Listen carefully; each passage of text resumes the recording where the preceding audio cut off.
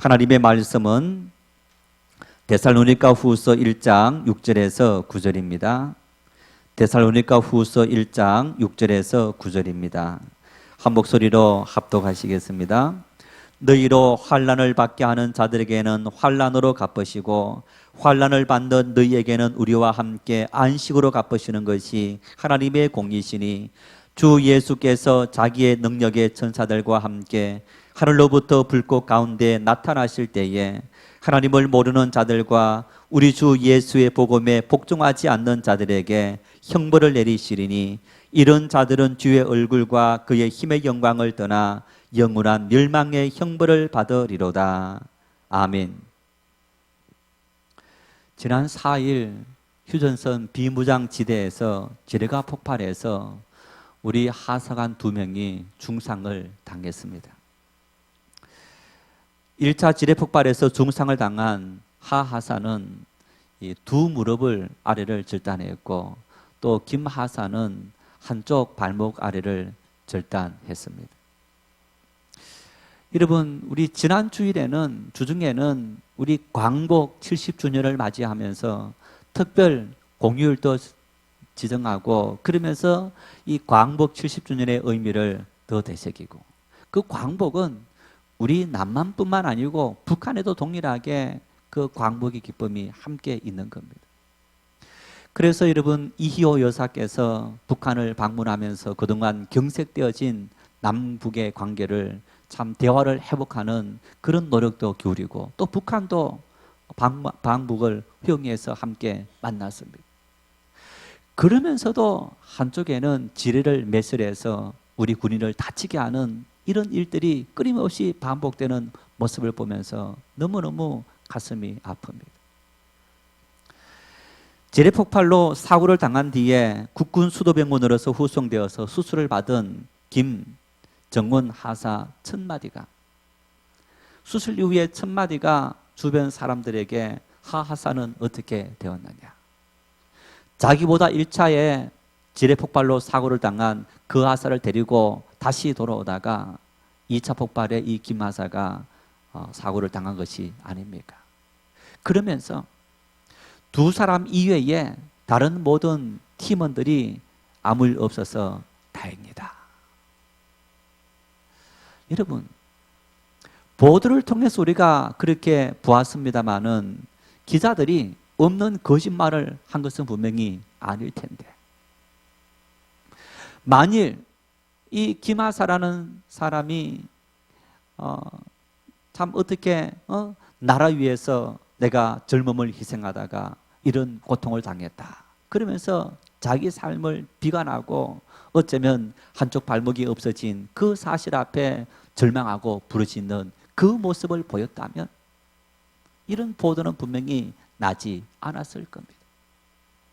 한쪽 발목이 떨어져 나가고 수술해서 사라져 나간 그런 고통스러운 상황, 어쩌면 평생을 앞으로 한쪽 발목 없는 부자연스러운 삶을 살아가야 되는 불편한 삶을 살아가야 되는 그런 삶을 살아가야 할 텐데 그 고통보다는 더 많은 고통을 당한 동료를 생각하고 다른 동료들이 아무런 고통을 당하지 않는 것이 그나마 참 다행이다. 이 무더위를 씻어버릴 훈훈한 감동을 김 하사가 우리에게 던져주고 있는 겁니다. 무엇이 23살짜리 이 젊은 청년으로 하여금 이런 고백을 하도록 만들었고 이런 마음을 품고 살아가도록 만들었습니까? 바로 군인이라는 나라를 지킨다는 사명감이 그로 하여금 그런 판단과 그런 말과 그런 삶을 살아가도록 만들었습니다. 여러분 어쩌면 참 김하사의 그런 어떤 사명감은 우리가 그 김하사만을 통해서 볼 수 있는 것은 아닐 겁니다. 소방대원들이 불타는 건물 불구덩으로 위에 사람이 있을 때 그 속에 소방복을 입고 뛰어 들어갑니다. 무슨 일이 생길지 알지 못하지만 뛰어 들어가서 한 사람의 생명이라도 살려내려고 애를 쓰고 노력하는 그 모습을 볼 수 있습니다. 그러다가 사울을 당해서 자신이 대신 희생하는 그런 경우들도 있습니다. 군민들을 지키기 위해서 뺑소니 차를 추격하고 그리고 백성을 보호하다가 경찰 대원들이 또 고통을 당하고 사고를 당하는 그런 경우들도 볼 수 있습니다. 여러분, 이런 것만 있는 것이 아닙니다. 여러분 보십시오. 보릿고기를 지냈습니다. 참 먹을 것이 없어서. 여러분, 먹을 것이 없는 그 보릿고기의 힘든 상황 중에서 어떻게 했습니까? 부모는 굶주린 배를 움켜잡고 물을 마시면서 굶주린 배에 어떤 참 그 배고픔을 해결하면서 자식은 죽이라도 먹이려고 애를 쓰고 노력했던 그 부모의 노력 뿐만 아닙니다. 그 어려운 중에도 자식 공부는 시켜야지. 자식 공부시키기 위해서 부모들이 허리띠를 줄로 매고 심지어는 자기 몸에 힘든 일이 생겨서 병이 들어서 죽어가면서도 내 처자식은, 내 자식들은 앞으로 이런 가난을 물려받지 말고 내 자식만은 그 배고픔 굶주림에서 벗어났으면 좋겠다. 여러분, 그렇게 살아간 우리 앞선 세대, 그리고 오늘날 수많은 부모들, 엄마 아빠들이 바로 자식을 키우겠다는 사명감을 갖고 살아가기 때문에 그 사명감이 심지어 자기 목숨까지도 대신 희생할 수 있는 그런 삶을 살아가도록 만드는 것. 우리가 살아가는 이 세상은 여러분, 우리가 알지 못하지만은 다 한 분 한 분 돌아보면 위대한 사명자들로 살아가는 그런 삶의 모습을 볼 수 있습니다. 어떻게 그런 삶을 살아갈 수 있느냐? 내가 군인으로서의 자의식을 가졌고, 부모로서의 자의식을 가졌고, 경찰로서, 소방대원으로서 자의식을 가졌을 때, 자기 신분을 분명히 확인했을 때에 그 일을 위해서 자기가 손해보고 육체가 데미지를 입고 심지어 목숨을 잃는 일들이 온다 할지라도 그 일들을 위해서 자기를 희생하고 헌신했던 그런 모습을 볼 수 있습니다. 바울 사도는 사도행전 20장 24절에 이렇게 고백합니다. 같이 읽겠습니다. 내가 달려갈 길과 주 예수께 받은 사명 곧 하나님의 은혜의 복음을 증언하는 일을 마치려 하면은 나의 생명조차 조금도 귀한 것으로 여기지 아니하노라. 바울 사도는 역시 오늘날 수많은 사람들처럼 사명을 가졌는데, 바울 사도의 사명은 어떤 사명이었느냐? 주의 복음을 증언하는 일에는 나의 생명을 조금도 귀한 것으로 여기지 아니하노라. 자기 생명도 귀한 것으로 여기지 아니했는데 자기 소유, 자기 시간, 자기 건강, 자기 능력, 그 모든 것을 무엇을 위해서 사용했겠습니까? 복음을 위해서, 주를 위해서 아낌없이 사용할 수 있는 그런 삶을 바울 사도가 걸어갔다. 여러분, 바울 사도가 이런 주를 위해서, 복음을 위해서 자신의 목숨까지 귀한 것으로 여기지 아니하고 걸어갈 수 있던 배경이 어디에 있습니까? 가장 먼저 자신이 어떤 존재인지 알았기 때문에. 다시 말하면 하나님의 은혜를 따라 하나님과 관계를 맺고 하나님의 사랑 가운데 살아갈 수밖에 없는 존재인 것을 바울 사도는 분명히 확신했기 때문인 거예요. 오늘 수많은 교회들이, 오늘 수많은 성도들이 하나님 앞에 헌신하는 일들에, 충성하는 일들에, 자신의 모든 삶을 바치는 일들에 주저하고 주피하고 제대로 참여하지 못하는 이유가 어디에 있습니까? 우리의 신앙이 맹목적이기 때문에, 우리의 신앙이 피상적이기 때문에, 우리가 믿는 하나님이 어떤 분이신지 우리가 제대로 알지 못하기 때문에,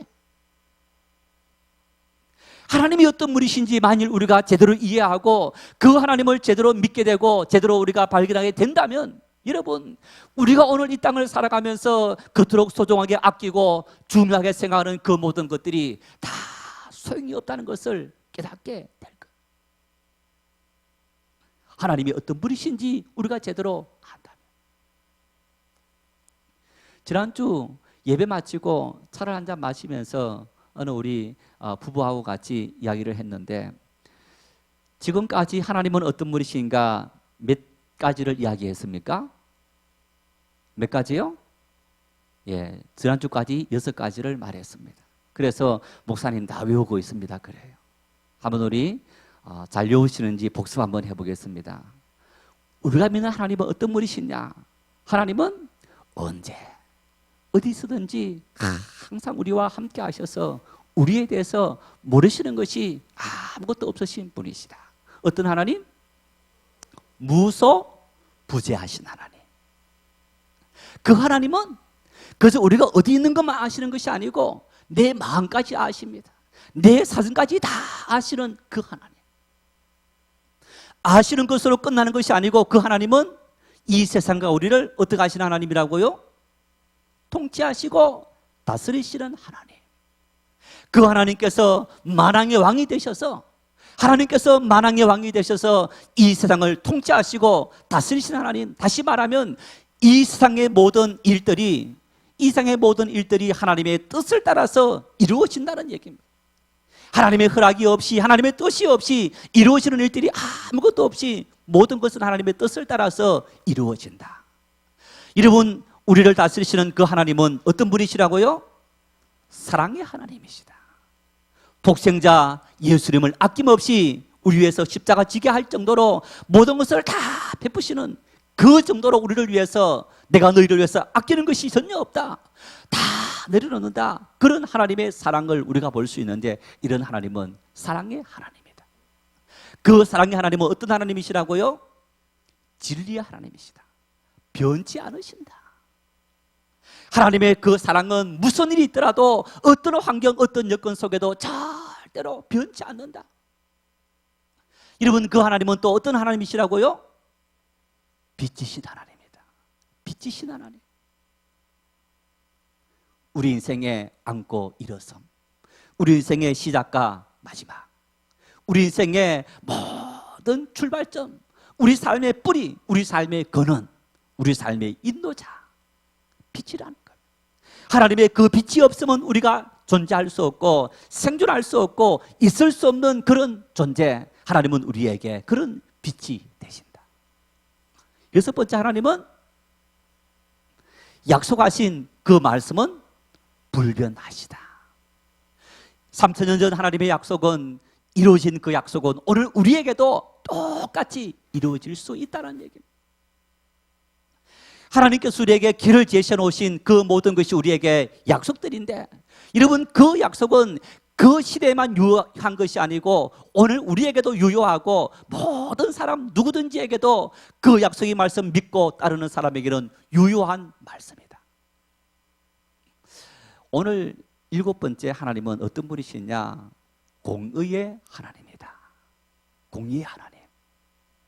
여러분, 우리가 지금까지 사랑의, 진리의, 빛의 약속의 하나님, 그 하나님에 대해서 우리가 이해하는 모습들은 대다수가 어떤 모습이냐? 하나님께서 우리에게 은혜를 베푸시고 사랑을 베푸시고 복을 주시는 그런 하나님, 마치 우리를 위해서 존재하시는 그런 하나님의 모습을 우리가 이해할 수 있는 겁니다. 그런데 이 공의의 하나님을 우리가 이해하지 못한다면 하나님을 반쪽밖에 이해하지 못하는 것과 마찬가지인 겁니다. 하나님의 공의. 여러분, 우리가 하나님의 공의를 이해할 때 비로소 우리의 삶이 긴장감을 갖게 되는 겁니다. 하나님의 공의를 이해할 때만 우리가 하나님 앞에 믿음으로 제대로 살아야 되겠구나, 하나님을 온전히 믿고 살아야 되겠구나, 그런 의식을 더 철저하게 가질 수 있게 되는 겁니다. 공의가 어떤 뜻이냐? 공평하고 의롭다, 이런 뜻입니다. 공평하고 의롭다. 하나님은 공평하신 분이시다. 하나님은 의로운 분이시다. 정의로우신 분이시다. 그래서 여러분, 본문 6절 7절에 하나님의 정의, 하나님의 공의가 구체적으로 나타납니다. 같이 읽겠습니다. 너희로 환난을 받게 하는 자들에게는 환난으로 갚으시고 환난을 받는 너희에게는 우리와 함께 안식으로 갚으시는 것이 하나님의 공의시니 주 예수께서 자기의 능력의 천사들과 함께 하늘로부터 불꽃 가운데 나타나실 때에. 이 말씀 중에서 여러분 보십시오. 환난을 받게 하는 자들에게는 환난으로 갚으시고, 다시 말하면 만일 너희들에게, 데살로니가 교회 성도들에게 이방 사람들이 핍박을 가했느냐, 그렇다면 하나님께서 똑같이 이에는 이, 코에는 코, 눈에는 눈, 손에는 손 하는 것처럼 하나님께서 환난으로 그들에게 대갚아 주신다. 반면에 여러분, 하나님께서 환난을 받는 너희에게는 내 이름 때문에, 나 때문에 핍박을 당하고 고통을 당하고 어려움을 당하느냐, 그렇다면 하나님께서 안식으로 갚아주신다. 세상 사람에게, 너희를 핍박하는 사람에게 고통을 당했지만은 내가 그 모든 고통을 상쇄할 정도로 너희에게 안식으로, 평안으로, 은혜로 다 대갚아 주겠다. 하나님이 어떤 분이시냐? 하나님은 우리를 무한히 사랑하시는 사랑의 하나님, 하나님은 변함없으신 빛이신 진리의 하나님은 약속의 하나님이시다. 여러분, 그뿐 아니라 하나님은 우리가 행한 대로 모든 것을 다 갚아주시는 그런 하나님. 행한 대로. 간혹 이런 경우들이 있습니다. 하나님 강권적으로 역사하셔서, 하나님께서 강권적으로 역사하셔서 그 사람의 마음을 변화시켜 주십시오. 믿지 않는 내 남편을 변화시켜 주십시오. 저 속썩이는 내 자식을 변화시켜 주십시오. 교회에 문제 일으키는 저 사람을 하나님께서 강권적으로 역사하셔서 저 사람을 꽉 바로잡아 주십시오. 여러분, 하나님께서 강권적으로 역사하실까요? 안 하실까요? 어떻게 생각하세요? 하십니까? 안 하십니까? 모르시군요. 마태복음에 예수님께서 이런 말씀을 하십니다. 용서의 말씀을 하시면서 7번씩 70번이라도 용서해라. 여러분, 그런데요, 7번씩 70번이라도 용서해라, 그 말씀은 무한히 언제든지 용서해라, 그 말씀인데 어떤 사람에게 용서하라 말씀하십니까? 어떤 사람에게? 뉘우치고 돌아오는 사람에게. 뉘우치고 돌아오는 사람에게 7번씩 70번이라도 용서해라. 다시 말하면 하나님은 어떤 분이시냐? 우리가 어떤 죄를 지었든지 어떤 잘못을 지었든지 언제든지 하나님 앞에 뉘우치고 돌아오는 사람에게는 은혜를 베푸시는 그런 하나님이시다. 누가복음 15장에 보면 돌아온 탕자 비유가 있습니다. 두 아들 중에서 둘째 아들이 아버지에게 미리 재산을 상속해 주십시오 하고 재산을 갖고 먼 타향을 갔습니다. 그래서 그곳에서 참 하루아침에 생긴 많은 돈을 갖고 흥청망청 베풀고 살다가 용비로 쓰다가 하루아침에 알거지가 된 겁니다. 친구를 찾아갔더니 다 외면합니다. 그래서 결국에는 돼지들이 먹는 지업 열매를 먹으면서 배고픈 굶주림을 견디고 있었습니다. 그 아들이 마음속으로 이렇게 생각합니다. 내 아버지 집에는 종들도 먹을 양식이 많이 있는데 내가 아버지 집으로 돌아가서 나를 아들로 보주지 마시고 종 중에 한 명으로 봐주십시오. 내가 종과 같이 일하겠습니다. 그런 마음을 품고 내가 다시 아버지 집으로 들어와야 되겠다 하고 아버지 집으로 터덜터덜 상거지가 되어서 돌아옵니다. 아버지가 아들이 떠난 그 순간부터 내 아들이 언제 돌아올까 노심초사 그 아들만 생각하고 있었습니다. 그래서 아들의 상그 모습이 저 멀리 있는데 아들을 발견하고 쫓아가서 아들을 환영하고 껴안고 입 맞추고 그 거지 옷을 벗기고 새 옷을 입히고 금가락지를 끼우고 이웃을 불러서 잔치를 배설합니다. 여러분, 그런데 그 말씀을 자세히 보면요, 아들이 돌아왔을 때 아버지가 잔치를 베풀어 주는 거예요. 아들이 먼 곳에 있을 때, 타향에 있을 때 아버지가 그 아들을 불러서 한 것이 아니고 아들이 돌아올 때. 이렇게 한번 여러분 본문을 생각해 볼 수 있습니다. 보십시오. 아들이 어디 있는지 아버지가 수소문하면 알 수 있겠습니까? 없겠습니까? 알 수 있어요. 그 아들이 아버지 품을 떠나는 그 순간부터 아버지가 사람을 보내어서 아들을 돌보게 하고 나쁜 길 못 가도록 아버지께서 방지할 수 있었을 겁니다. 아들이 모든 재산을 잃었을 때 돼지들이 먹는 그 지업 열매 먹고 있을 그때도 아버지가 아들을 수소문해서 데려올 수 있었을 겁니다. 그런데 아버지는 그렇게 하지 않았습니다.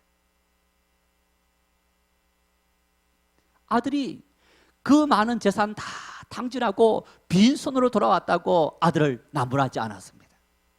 너 입고 있는 옷이 이게 뭐냐고 아들에게 책망하지 않았습니다. 돌아온 그 아들, 내가 잃어버렸던 아들을 되찾았다.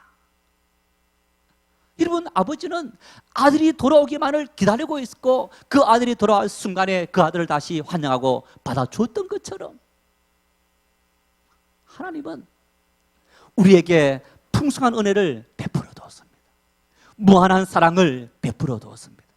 엄청난 사랑을 우리를 위해서 배설해 두었습니다.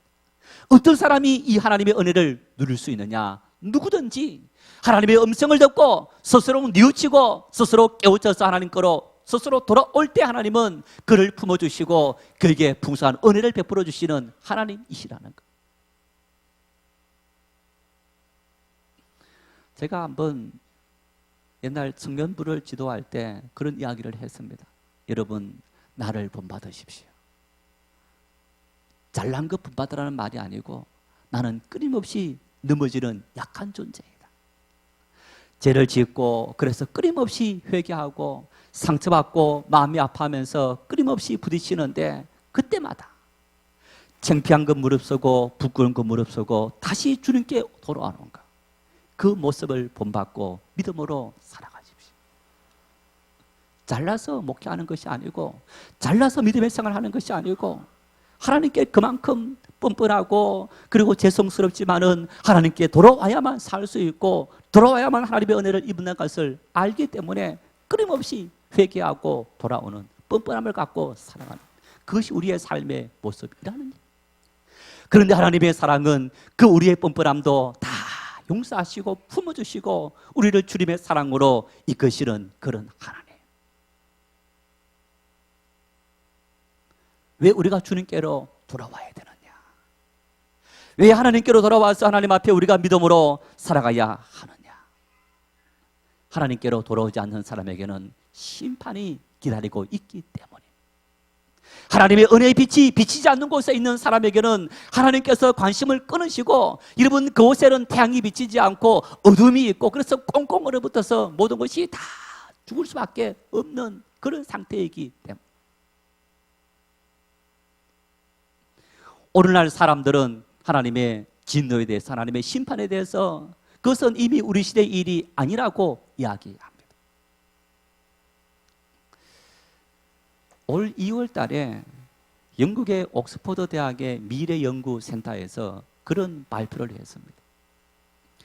지구를 멸망케 할 수 있는 12가지 그런 어떤 사건들이라는 것을 이렇게 발표했는데, 여러분, 그 중에서 요즘 간혹 이 지구 종말에 관련된 영화들을 보면요, 혜성이 하늘의 별이 부딪혀서 지구에 이렇게 딱 부딪히면 어떤 현상이 나타나느냐? 완전히 지구 전체가 물로 이렇게 뒤덮여서 사람이 살 수 없는 그런 공간이 되어져 버리게 되는 것. 그래서 이 옥스퍼드 대학에서 미래연구센터에서 지구를 멸망케 하는 그런 12가지 이렇게 하면서 화산 대폭발, 지구상에 있는 많은 화산들이 대폭발해서 인간에 만들어진 이 모든 도시들을 다 뒤덮어 버린다는 것. 또 한 가지는 아까 방금처럼 혜성이 지구에 충돌해서 그래서 이 지구가 산산조각 나버려서 지구가 멸망하게 될 거다. 지난번에 한번 나노 입자에 대해서 한번 말씀을 드린 적이 있는데, 여러분, 삼성전자나 LG전자에서 이렇게 나노 이걸 만들지 않습니까? 그 나노 칩이 머리카락 몇 분의 1 정도 되는 그런 칩인데 초미세먼지보다도 더 초미세한 그런 어떤 물질이라는 것. 이런 물질들이 결국에는 인간을 망쳐서 인간이 죽음을 당할 수밖에 없다. 이런, 그 다음에 지구 기상 이변들, 그런 이야기를 하게 되는 것. 성경은, 여러분, 성경은 분명히 하나님께서 이 세상을 심판하시고 그리고 하나님의 사랑을 거부하는 곳에 하나님은 심판하신다는 것이 창세기부터 요한계시록까지 일맥상통하게 흐르는 그런 하나님의 말씀인 것. 우리는 그 말씀을 바라보면서 어떤 말씀만 바라보느냐? 하나님이 우리를 사랑했고 하나님이 우리를 용서했고 그 말씀만 바라보는 것. 그런 하나님을 바라보면 여러분, 우리가 하나님 앞에 기고만장하게 되고 긴장감을 갖지 않게 되고 신앙의 참된 생활들을 할 수 없게 되는 것. 하나님을 온전히 바라보는 사람에게는 하나님께서 은혜를 베푸시지만은 하나님을 거부하는 곳에는 어떤 곳이 있느냐? 심판이 있고 멸망이 있다는 것을 성경은 분명히 우리에게 말씀해 주고 있는 것. 창세기 1장부터 창조 이후에 2장, 3장 보면요, 어떤 모습이 있느냐? 에덴 동산에서 아담이 죄를 짓고 추방당하는 사건이 나타납니다. 에덴 동산 안에서 인간 아담은 어떤 모습으로 살았느냐? 하나님 주시는 과일을 먹고 살았고 아무 고민 없이 살아갔습니다. 죄를 지은 그 순간 공의 하나님께서 심판하셔서 에덴 동산에서 추방을 당합니다. 여러분, 그때부터 어떤 일이 생겼느냐? 먹는 문제, 자녀 간의 문제, 살인이 나타나고 많은 이 땅의 고통들이 일어나게 된 겁니다. 하나님과 약속, 선악과를 먹지 말라 하시는 그 하나님의 약속의 말씀을 인간이 지키지 않는 그 순간 하나님의 공의, 하나님의 심판을 받아서 에덴 동산을 떠날 수밖에 없는, 그래서 그때부터 인간에게 고통이 찾아온 거예요.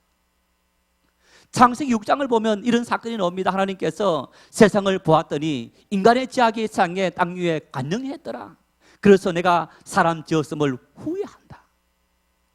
그리고 하나님께서 내가 이 땅의 모든 사람들을 지면에서 쓸어버려야 되겠다 해서 물로 세상을 심판합니다.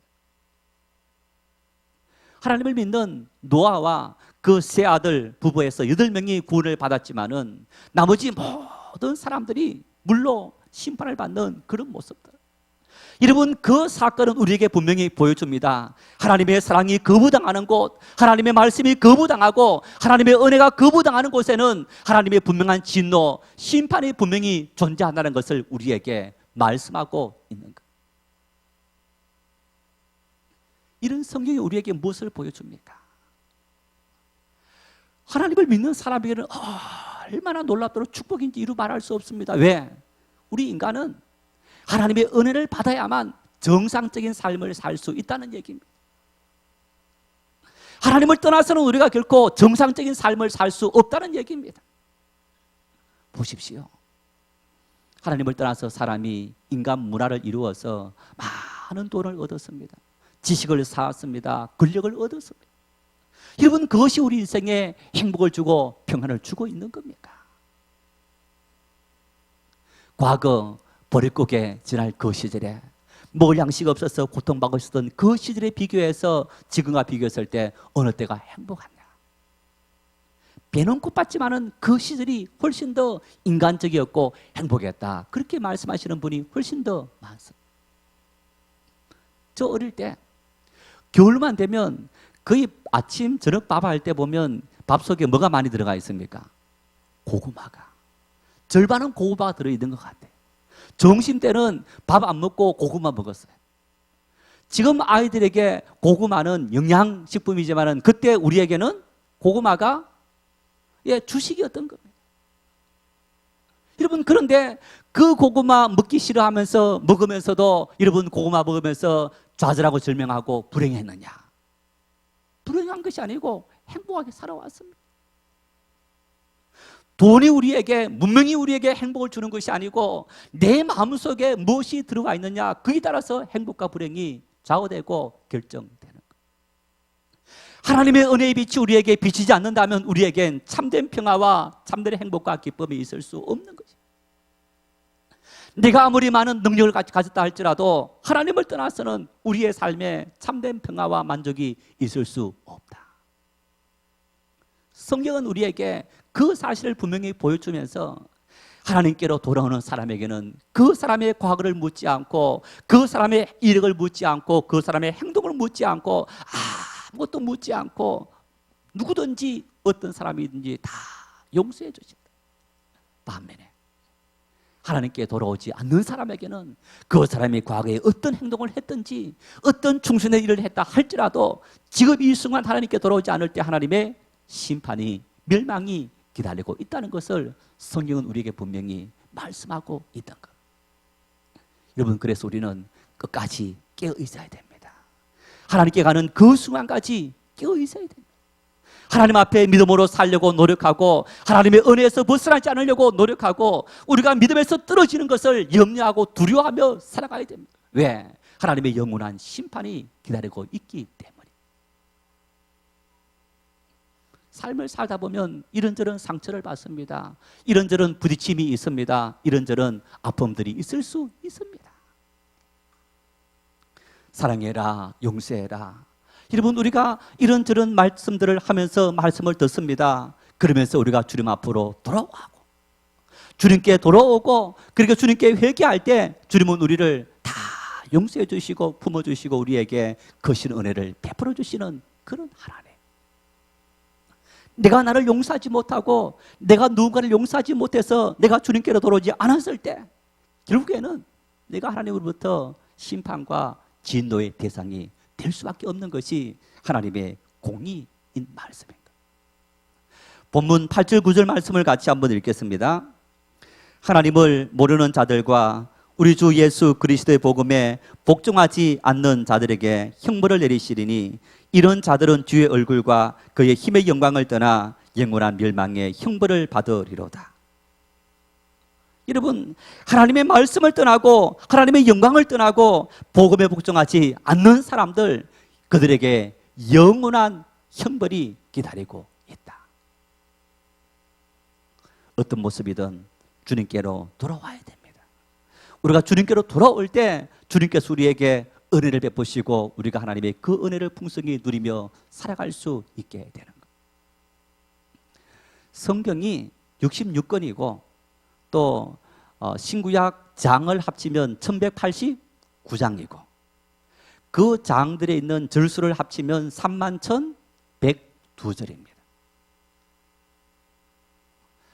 제가 자꾸 이런 걸 반복하는 이유는요, 들으면서 기억하시라고 자꾸 언급합니다. 66권 1189장 31,102절. 여러분, 그 31,102절 중에서 가장 중요한 한 절을 뽑으라면 어떤 말씀이라고요? 요한복음 3장 16절. 한번 읽어볼까요? 하나님이 세상을 이처럼 사랑하사 독생자를 주셨으니 이는 그를 믿는 자마다 멸망하지 않고 영생을 얻게 하려 하심이라. 하나님은 정말 우리를 이만큼 사랑하죠. 그런데 여러분, 요한복음 3장 16절은 그 한 절 말씀만 읽게 되면 여기 성경을 반쪽만 이해하는 거예요. 3장 18절 말씀을 같이 한번 읽겠습니다. 그를 믿는 자는 심판을 받지 아니하는 것이요 믿지 아니하는 자는 하나님의 독생자의 이름을 믿지 아니하므로 벌써 심판을 받은 것이니라. 하나님께서 우리를 이처럼 사랑해서 독생자를 주셨는데 그를 믿는 자마다 멸망치 않고 구원을 받는다. 그런데 그를 믿는 사람은 심판을 받지 아니하지만은 그를 믿지 않는 사람에게는 하나님의 심판이 임하게 된다. 믿음은 여러분, 내가 선택해도 그만, 선택하지 않아도 그만, 믿어도 그만, 믿지 않아도 그만이 아니라 살기 위해서, 살기 위해서 믿어야 되는 거예요. 구원받기 위해서 믿어야 되는 거예요. 은혜를 누리기 위해서 믿어야 되는 거예요. 그래서 신명기 30장 19절 말씀입니다. 같이 읽겠습니다. 내가 오늘 하늘과 땅을 불러 너희에게 정거를 삼노라. 내가 생명과 사망과 복과 저주를 내 앞에 두었은즉 너와 내 자손이 살기 위하여 생명을 택하고. 너 앞에 생명과 사망과 복과 화, 저주를 너 앞에 두었다.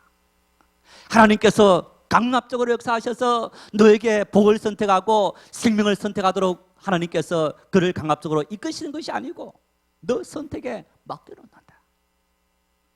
사랑의 하나님을 보고, 정의의 하나님을 보고, 진리의 하나님을 보고, 빛이신 하나님의 말씀을 보면서 너희가 은혜를 받고, 그리고 하나님 앞에 살기 위해서, 은혜 받기 위해서, 평안 누리기 위해서, 하나님의 인도하심 속에서 온전히 살기 위해서, 심판과 저주와 하나님의 분냄을 너희가 피하고 하나님의 온전히 살기 위해서 너가 생명을 택하고 복을 택하고 하나님의 은혜를 택하라고 우리에게 선택을 요구하고 있는 것.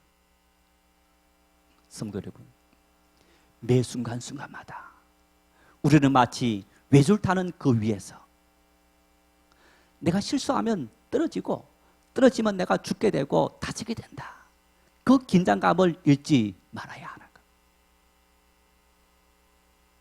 그렇다고 외줄을 타는 사람이 그 올라가서 막 벌벌 떠는 것이 아닙니다. 자신 있게 걸어갑니다.